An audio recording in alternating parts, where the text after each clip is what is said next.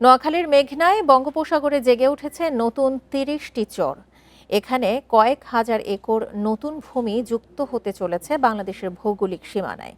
এর মধ্যে ১,৬৪,০০০ একর চরাঞ্চলের জমি ভূমি মন্ত্রণালয়ের নথিভুক্ত হয়েছে। বিচ্ছিন্নভাবে কিছু চরে ধান চাষ, গরু মহিষ ও ভেড়ার চারণভূমি গড়ে উঠেছে। গবেষকরা বলছেন, জেগে ওঠা চর অর্থনীতিতে ভূমিকা রাখবে। বঙ্গোপসাগরে প্রায় ৩,০০০ বছর ধরে জেগে আছে সন্দ্বীপ। বহু বছরের ভূমিক্ষয় ও পলিমাটিতে গড়ে উঠেছে এই দ্বীপ জনপদ। ১৯৮৯ থেকে ২০২৫ পর্যন্ত ৩৬ বছরে সন্দ্বীপের পাশেই জেগে উঠেছে ঝাঁঝার চর বা স্বর্ণদ্বীপ ও ভাসানচর। পরে ভাসানচরে রোহিঙ্গা শরণার্থীদের স্থানান্তর করা হয়। মহাকাশ গবেষণা ও দূর অনুধাবন কেন্দ্র স্পার্সর গবেষণা চিত্র বলছে, প্রায় ৪ দশক ধরে সন্দ্বীপ, স্বর্ণদ্বীপ ও ভাসানচর এক হচ্ছে।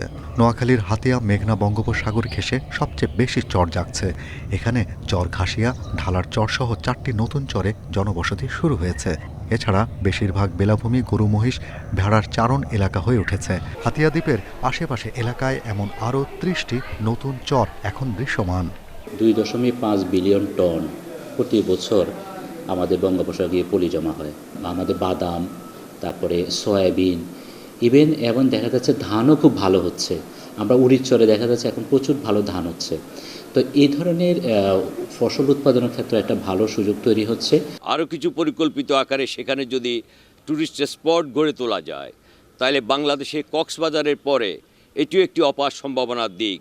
জলবায়ু পরিবর্তনে বৈশ্বিক পূর্বাভাস বলছে, ২০৫০ সালের মধ্যে দেশের প্রায় ১৭ ভাগ এলাকা প্লাবিত হয়ে হারাতে পারে ৩০ ভাগ কৃষি জমি। প্রায় ২ কোটি মানুষ বাস্তুচ্যুত হবে, যাদের নতুন ঠিকানা হতে পারে মেঘনার দক্ষিণ পূর্বে জেগে ওঠা নতুন ভূখণ্ড। অনেক জায়গায় নদীর ভাঙনের কারণে মানুষ উদ্বাস্তুতে পরিণত হচ্ছে, কৃষি জমি এবং বসতভিটা সব নদীর গর্ভে বিলীন হয়ে যাচ্ছে, এবং সেই মানুষগুলো যে আমরা ওখানে পুনর্বাসিত করতে পারি। এই চরগুলা যেখানে জেগে উঠছে, এই জেগে ওঠার জায়গায় দেখতে হবে যেন ইলিশের বা অন্যান্য মাছের মাইগ্রেটরি রুটগুলো বন্ধ না হয়। তাহলে সেই ক্ষেত্রে কিন্তু মাইগ্রেটরি রুটগুলো যেন চালু থাকে, সেইখানে প্রয়োজনে ড্রেজিং করতে হবে।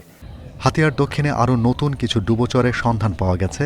তবে গবেষকেরা বলছেন, নতুন চর বসবাস উপযোগী হতে অন্তত ৪০ বছর সময় লাগবে। Shahriar Anirban, independent news, Dhaka.